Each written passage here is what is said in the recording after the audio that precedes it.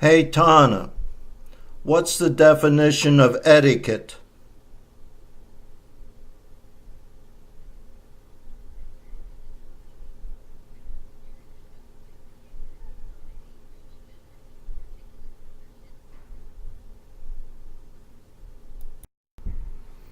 Hey, this is Kevin, and I'm not childish. Um, Although you may think I am after this video.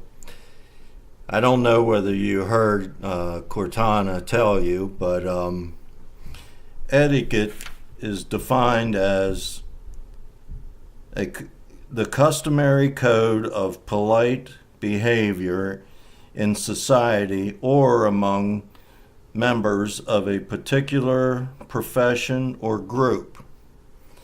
So, apparently, etiquette isn't something that is universal. And I'm glad to hear that because I have my own rules. And I thought I would share them with you. Like I said, I want some of these videos to be more lighthearted and hopefully get some humor out of this, although there is some truth to what I'm going to be saying. So let's get started with something that's kind of thought of when you say the word etiquette, and that's table manners. Society has changed a lot, but I see some flaws with the way the etiquette of the past was used. So the first thing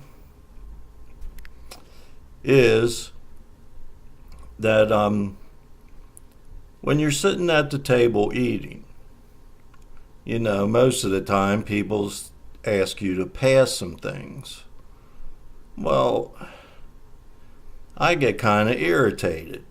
I want to eat. So I've changed the rule. If you want something, then get up and get it yourself. Don't bother somebody that's eating. That's very impolite. They wouldn't do that to you. Plus, if you get up to get it yourself, that shows you really did want it. Or you wouldn't have gotten up. And there are people lazy enough they won't get up if they can't get it handed to them. I know a lot of people that can be sitting somewhere and not wanting to get off their ass, so they'll ask somebody else to go get it for them. Then I suggest that you remember that there usually is someone older and more wise than you are at the dinner. Make sure that they get to sit at the ends of the table. That shows their position in the family or at the group. Plus, they're a lot older, so the end of the table is always easier to get into. And with my first rule that you have to get your own shit, it makes it a lot easier for them to get up from the table to get their stuff. Know what I mean? And then there's this last rule. They say it's impolite to talk while you're eating. In other words, while there's food in your mouth. Well, stop talking. Don't ask people questions. Don't make them stop eating so that you can get an answer to one of your questions. Wait till after the meal. When I'm eating, I want to eat. Why should I be listening to your gabbing while the food's getting cold? So just lay off of it, all right? There's plenty of time to talk afterwards. You'll be sitting around on your butt, being as lazy as can be anyway. So Talk about it then. Sitting at the table with food in front of you, it's time to eat. The only talking need to be done is at the very beginning, and that's to thank God for giving you what you got. All right. In a relationship. Now, guys, you're not going to like this one. But when you go to the bathroom, leave the damn seat down. Now you're going to ask yourself, why am I saying this? Well, here's the reason. First off, you know the women want the seat down anyway. Second, when you pull the seat up, even if you remember to put it down, you're standing up taking a piss and it's splashing everywhere. Well, they don't want to have to clean up after you. And if you're married to her, she doesn't want to have to do the cleaning. And actually, with today's marriages, if both of you are working, maybe you have to do the cleaning in the bathroom. So leave the seat down. No, I don't mean piss standing up. I mean drop your drawers and sit down. Hell, you like sitting down any other time. So just take a leak that way. Nobody knows. They don't know that you squat to pee. So, be nice to your woman or be nice to yourself, because it saves cleaning. And who wants to clean? And then the seat's down for her. And if she comes in right after you, she's lucky, because the seat's all nice and warm.